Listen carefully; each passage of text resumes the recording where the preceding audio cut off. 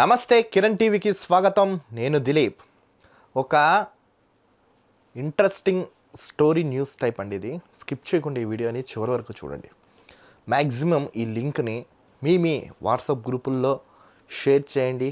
Me friends and family మెంబర్స్కి కూడా share చేస్తారని ఆశిస్తూ రండి ఇప్పుడు స్ట్రైట్ టు ది పాయింట్. అక్రమ సంబంధాలు అసలు మనందరికీ తెలుసు, ఈ మధ్యకాలంలో ఇవి భయంకరంగా పెరిగిపోతున్నాయి. అసలు ఈ అక్రమ సంబంధాల వల్ల జరిగే పరిణామాలు ఏంటి, ఎవరు బలవుతున్నారు, అసలు వీటికి కారణం ఎవరు, కారకులు ఎవరు, అసలు ఎందుకు ఇంత జరుగుతున్న ప్రభుత్వం, నెక్స్ట్ అటు ప్రజానికం, అలాగే మగవాళ్ళైనా ఆడవాళ్ళైనా ఎందుకు కొంతమందికి అవగాహన రాలేకపోతున్నాం, అసలు సమాజంలో ఏం జరుగుతున్నాం ఏంటో ఇప్పుడు ఈ వీడియోలో తెలుసుకుందాం. చాలామంది ప్రేమ పేరుతో మోసాలు చేస్తారు. అటు కొంతమంది మగవాళ్ళైనా కొంతమంది ఆడవాళ్ళైనా మోసం చేస్తారు, మోసపోతారు, చాలా ఇబ్బంది పాలు కూడా అవుతూ ఉంటారు.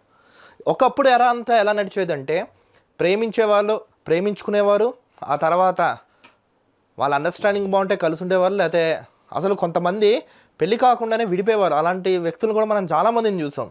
కానీ క్రమక్రమంగా అంటే టెక్నాలజీ పెరుగుతున్న సమయంలో అసలు ఇప్పుడు మనం చూడండి ఏ టెక్నాలజీ వరకు వచ్చేసాం. అసలు దినదినం టెక్నాలజీ పెరుగుతున్న క్రమంలో మనిషి మనుగడ అనేది పెరగాలి, కానీ ఎందుకు ఇంత నీచ దరిద్ర స్థాయికి దిగుతున్నంటే దేనికి సమాధానం లేదు. ఇప్పుడు చైనా కానీ, జపాన్ కానీ, ఆస్ట్రేలియా కానీ, స్వీడన్ కానీ, అమెరికా కానీ, వీరు ఈ పెద్ద పెద్ద దేశాలు చూసుకున్నట్టయితే అంటే డెవలప్మెంట్ విషయంలో చాలా అంటే చాలా దూసుకుపోతున్నాయి. అటు విద్యారంగంలోనూ వైద్య రంగంలోనూ అటు అన్ని విధాలుగా జీడిపి పరంగా బాగుంది. కానీ మన భారతదేశంలో కూడా బాగానే జరుగుతున్నాయి. కానీ ఎక్కువగా 2020 తర్వాత, బాగా నోట్ దిస్ పాయింట్, 2020 తర్వాత అసలు ఎందుకు ఇలాంటి సంఘటనలు అనేది చోటు చేసుకుంటున్నాయి ఈ వీడియోలో ఇప్పుడు మనం తెలుసుకుందాం. మనం గతంలో చూసాం, మగవాళ్ళు ఆడవాళ్ళ మీద అంటే వాళ్ళ కోపం వచ్చినా ఏమొచ్చినా వీళ్ళ యొక్క ఆధిపత్యాన్ని భయంకరంగా చూపించేవారు. అంటే తిట్టడమో కొట్టడమో లేకపోతే నలుగురిలో అవమానించడమో ఇలా రకరకాలుగా జరిగేవి. కానీ కాలక్రమేణా ఏం జరిగింది, సీన్ రివర్స్ అయింది. కొంతమంది ఆడవాళ్ళు సేమ్ మగవాళ్ళు గతంలో ఎలా అయితే చేశారో, కొంతమంది మగవాళ్ళు ఎలా అయితే గతంలో చేశారో అలానే వీళ్ళు కూడా వాళ్ళ ఆధిపత్య పోరుని అంటే మాకైంది కదా మేం చేస్తే తప్పు ఏంటనే ధోరణిలో వాళ్ళు వచ్చారు. సో కొంతకాలం ఇది నడిచింది. కానీ ఈ మధ్య కాలంలో అండ్ దట్టు ఈ 1-2 ఇయర్స్లో భయంకరంగా ఈ వివాహేతర సంబంధాలు ఎందుకు పెరుగుతున్నాయి.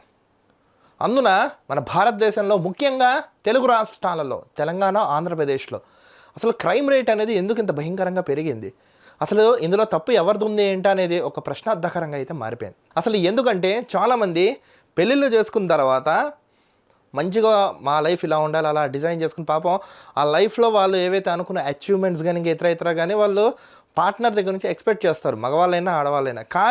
కానీ ఇప్పుడున్న పరిస్థితుల ప్రభావం చేత బిజీ లైఫ్ షెడ్యూల్లో చాలామంది వాళ్ళ యొక్క పార్ట్నర్తో టైం స్పెండ్ చేయలేకపోతున్నారు, మగవాళ్ళైనా ఆడవాళ్ళైనా ఎవరైనా సరే.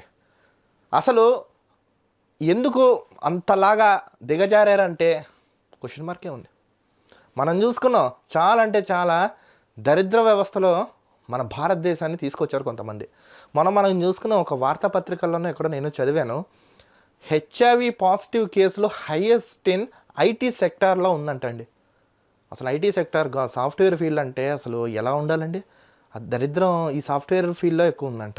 ఇక్కడ మనం ఎవరిని అనడానికి లేదండి, మనిషి యొక్క మనుగడ రోజు రోజుకి పెరగాలి, కానీ ఎందుకు దిగజారుతున్నాడు. టెక్నాలజీ పెరుగుతున్న క్రమంలో మనిషి అనేవాడు డెవలప్ అవ్వాలి, కానీ ఇలాంటివన్నీ ఎందుకు చేస్తున్నారు. చాలామంది అంటారు, అదేంటి సార్ మీరు చెప్పేది ప్రేమ అనేది ఉండకూడదా. లైఫ్లో ప్రేమ అనేది ఒక చిన్న భాగమే, ప్రేమే జీవితం కాదు. మనం శంకర్ దాదా ఎంబీబీఎస్లో చిరంజీవి గారు చెప్పినట్టు ప్రేమ అనేది ఒక చిన్న మన జీవితంలో ఒక భాగమే. కానీ కొంతమంది ప్రేమ పేరుతో నానా వ్యత్యాసాలు చేస్తూ అసలు చాలామంది ఇష్టానికి, ప్రేమకి, గౌరవానికి అసలు వాటి విలువలు తెలియకుండా ఇష్టాన్నితులు ప్రవర్తిస్తూ వాళ్ళ యొక్క అమూల్యమైన జీవితాలను అయితే సర్వసత్య నాశనం అయితే చేసుకుంటున్నారు. అది మనం ఇంకోటి కూడా మనం చూసామండి రీసెంట్గా రీసెంట్గా మనం కూడా చూసుకున్నాం. ఒక 2-3 రోజుల క్రితం అనుకుంటా తెలంగాణలోని ఎక్కడ కరీంనగర్లోనో ఎక్కడ ఇద్దరు వైఫ్ అండ్ హస్బెండ్ అప్పుల పాలైపోయారంట. కానీ వైఫ్ని హనీ ట్రాప్కి లాగి 100 మెంబర్స్తో అసలు ఏంటంటే అది ఎటుపోయింది, అసలు ఎటుపోతుంది సమాజం. ఇంకొన్ని సంఘటనలు మనం చూస్తూ ఉన్నాం. భార్య కొంతమంది ఆడవాళ్ళు, కొంతమంది అందరిని అనట్లేదు, కొంతమంది వివాహేతర సంబంధం పెట్టుకుని భర్త అడ్డంగా ఉన్నారని భర్తను చంపేసి ముక్కలు ముక్కలు చేసి డ్రమ్ములో వేసేసి ఏంటండి పైశాచిక ఆనందం. తల్లిదండ్రుల దగ్గర దొరికే ప్రేమ కన్నా అంత గొప్ప ప్రేమ వాళ్ళది. అసలు ప్రేమకి అట్రాక్షన్కి ఎందుకు తేడా తెలుసుకోలేకపోతున్నారు? దీనివల్ల ఏం సాధిస్తారు? మనం డెవలప్ అవుతున్న క్రమంలో మన యొక్క మెచ్యూరిటీ లెవెల్స్ అనేది ఒక మంచిగా ఉండాలి. కానీ ఈ క్రూయల్ మెంటాలిటీ అసలు ఎందుకు తయారవుతున్నాం? తినే తిండ, చూసే సినిమాల, ప్రభుత్వం తప్ప, లేదా ఫ్రెండ్స్ ఫ్యామిలీ మెంబర్స్ తప్ప, లేదా మనిషి యొక్క లోపం అంటే మీరు ఆలోచించుకోండి.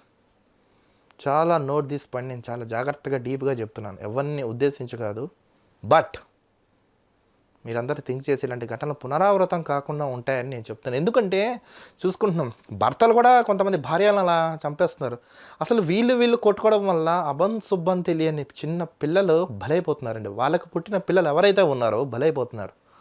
దగ్గరగా ఈ 5 ఏళ్లలో 2020 నుంచి 2025 వరకు వచ్చిన స్టేట్మెంట్లో దగ్గరగా 2700+ కేసులు నమోదయ్యాయంటే అండి. 2500 మంది పిల్లలు అనాథులు అయ్యారంట. వాళ్ళేం పాపం చేశారు? పాపం వీళ్ళ కడుపును పుట్టడం పాపమా? వీళ్ళ దోలేశాలకి బలైపోయిన వాళ్ళందరూ. వాళ్ళకేం తెలుసండి? వాళ్ళ అమ్మ లేకపోతే వాళ్ళ నాన్న జైలుకి వెళ్ళిపోతే వాళ్ళ జీవితం ఏంటండి? అసలు మనిషి అసలు నిజం చెప్పాలంటే ఒక పందిలా బతుకుతున్నావు, కుక్కలా బతుకుతుంది. మనిషి అన్నవాడు మనిషిలా బతకలేకపోతున్నాడు. అది మీకే వదిలేస్తున్నాను. చాలామంది అంటారు వీడికి ఫ్రెండ్ సర్కిల్ ఎక్కువ, ఆ ఫ్రెండ్స్ వాళ్ళు ఇలా నీదంటూ ఒకటి ఉంటుంది కదా. అరే మనం ఇలా ఉండాలి, ఎథిక్స్ అని ఉంటాయి మనకి. అంటే 100 మందిలో ఉన్న గంజాయి వనంలో ఉన్న మనం తులసి మొక్కలా ఎందుకు ఉండలేకపోతున్నాం? నీది ఎందుకు కోల్పోతున్నావు? నీ మనుగడని ఎందుకు కోల్పోతున్నావు? ఇది ఆలోచించుకోండి.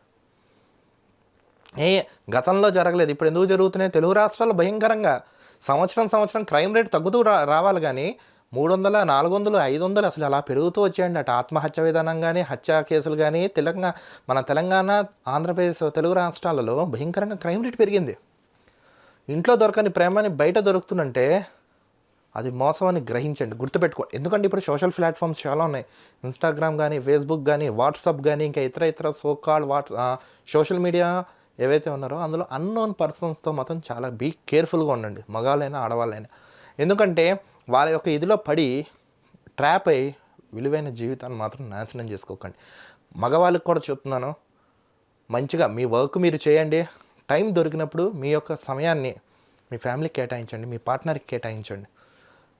వీక్లీ వన్స్ అయినా కనీసం 2 పార్ట్నర్స్ కూర్చొని ఓపెన్గా మాట్లాడుకోండి అన్ని విషయాలు.